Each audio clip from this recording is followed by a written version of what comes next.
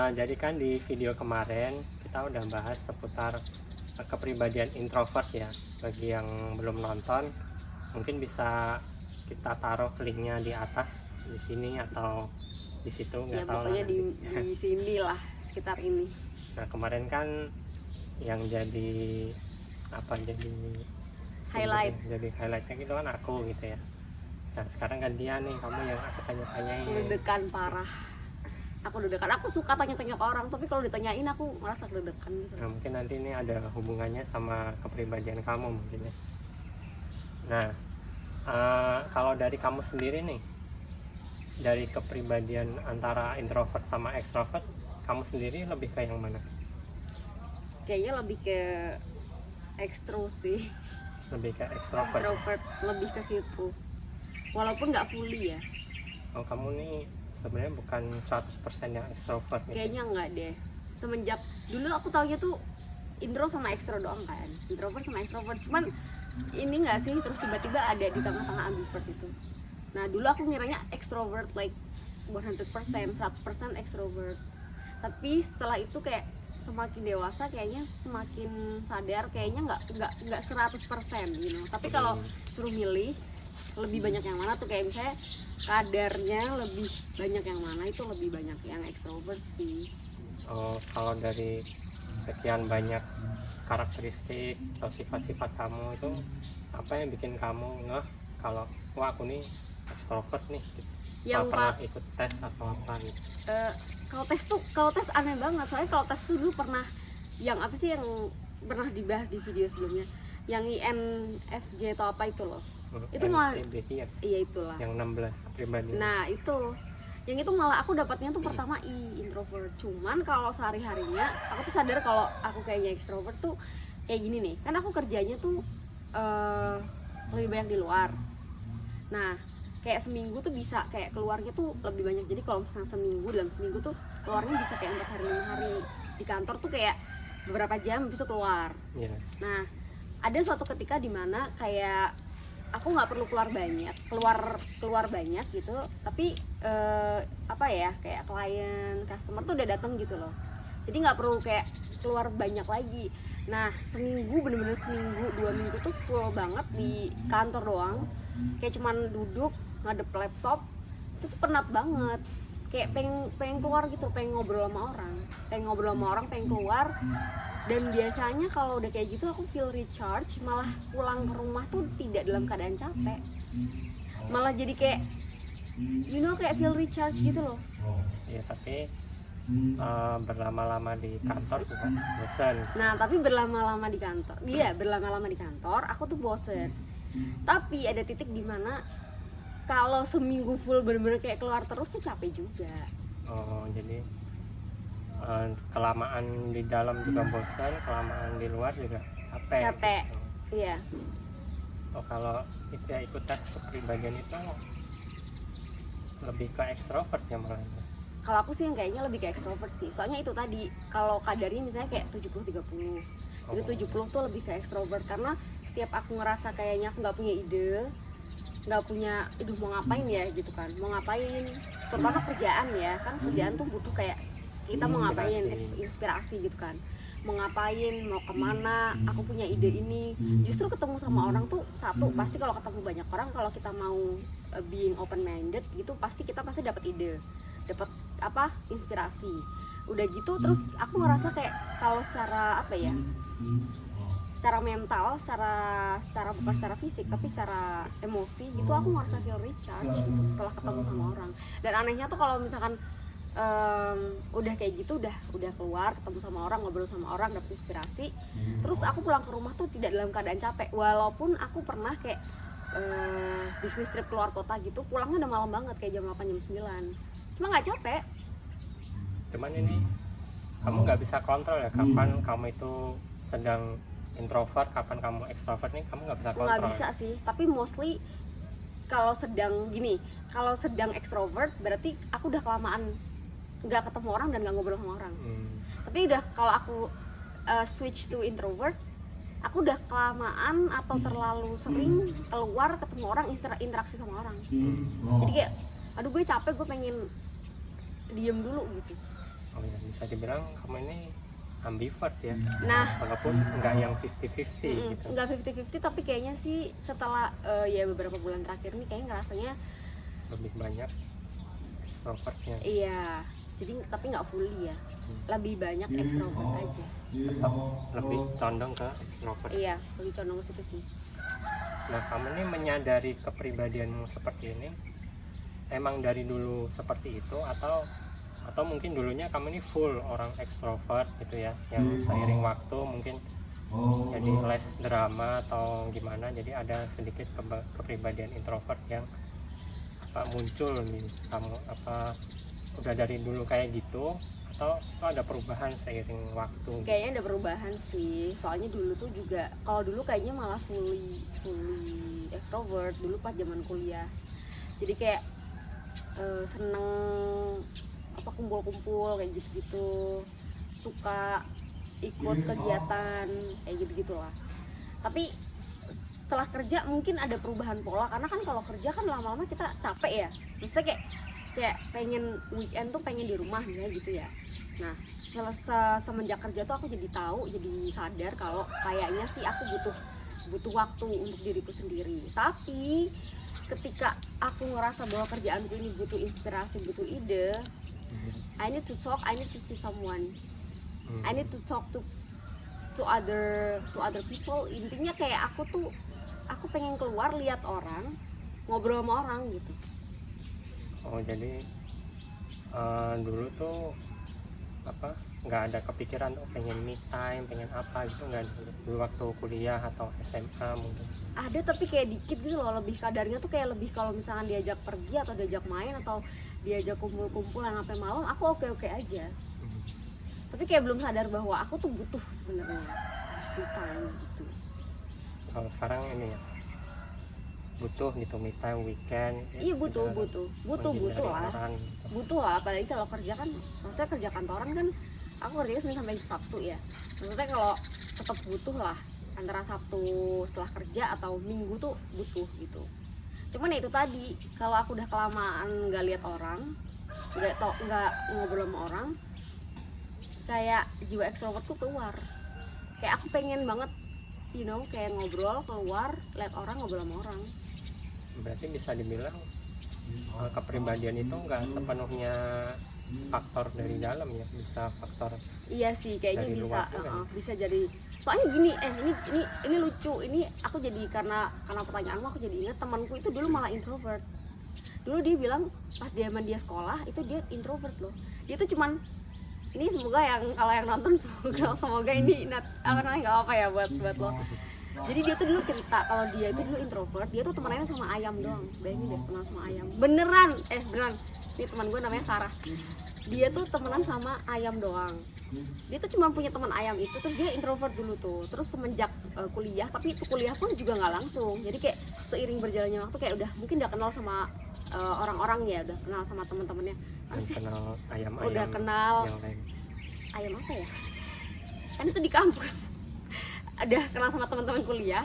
Nah, terus dia berubah jadi extrovert. Dia suka suka bergaul sama orang, suka untuk keluar hangout, ngobrol sama banyak orang gitu. Dia juga ikut organisasi kayak gitu. Terus dia juga kalau misalnya diajak yuk kemana kayak gitu, dia mau gitu. Kalau orang introvert kan susah ya gitu. Jadi ada kayak switch personality ya mungkin, atau pas dulu itu sebenarnya dia udah punya jiwa ekstrovert tapi nggak ada wadah, atau nggak ada akses pergaulan. Nah, nggak ada akses pergaulan, atau dia ngerasa kayak temen gue cukup banget sih, semuanya cukup, nggak ada yang gaul misalnya gitu. Nah, jadi faktor eksternal sih kayaknya sih berpengaruh. Nah, kamu kan bilang kalau sebenarnya kamu ini lebih ekstrovert ya. Nah, kita akan dikit mengulik sisi Gede banget asli gue. Nah, kan salah satu cara recharge bagi seorang ekstrovert itu kan dengan bertemu orang gitu kan. Nah, apakah orang yang dimaksud ini bisa sembarang orang, misalnya aku pengen ketemu orang nih siapa aja gitu, udah pergi keluar nongkrong di kafe, kenalan sama orang sembarang, atau ada orang-orang tertentu gitu? Gini, kalau aku sih kayak gini ya, karena kan kerjaan aku tuh ketemu sama banyak orang. Jadi aku nggak, kalau pas aku bisa milih, aku milih. milih sama orang yang udah aku kenal karena lebih nyaman. Kalau untuk hangout ya kan, kalau untuk spend the time maksudnya hangout kayak pengen apa ya, cuman kayak main lah ibaratnya, main nongkrong apa-ngapain gitu. Tapi kalau aku nggak punya pilihan, misalnya nih kayak aku harus ketemu sama clients, ketemu sama customers, ya mau nggak mau kan aku nggak bisa milih, ya udah janjian sama si itu ya si itu gitu loh. Cuman mostly I can handle, maksudnya berbagai macam bentuk rupa clients, customers yang kayak oh ternyata dia orangnya suka ngobrol, ada yang nggak suka ngobrol, ada yang ngobrol seperlunya gitu. Ya udah ketemu aja sama mereka, tapi itu bisa recharge gitu loh.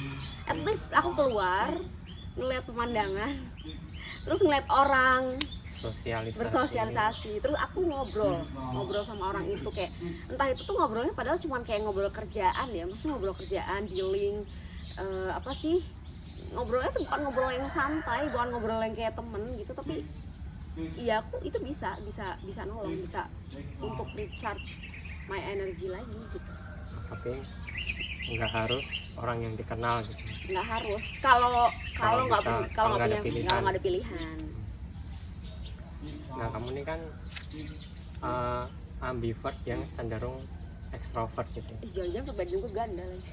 Nah berarti kan kalau introvert itu kan dia bisa dibilang dia pendengar yang baik gitu katanya. Sedangkan kalau ekstrovert ini kan dia adalah pembicara yang baik, dia bisa bergaul dengan baik, dia kayak mudah berbaur gitu loh.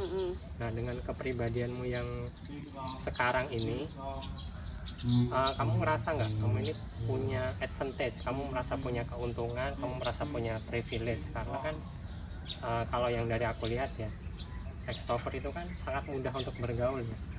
Jadi yang mana aspek mudah bersosialisasi itu sangat berguna gitu dalam kehidupan kerja, dalam bertetangga, itu tuh sangat berguna gitu. Dan kamu juga punya sisi introvertnya yang mana kamu tuh pendengar yang baik gitu.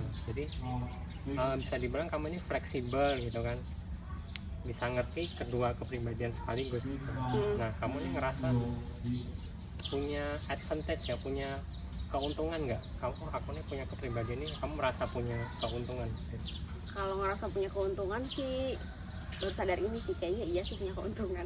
Iya memang bener, aku ngerasa punya apa ya, karena punya dua sisi itu, walaupun lebih dominan salah satunya, cuman aku tetap merasa ya ada bagusnya gitu loh, ada estetiknya gitu.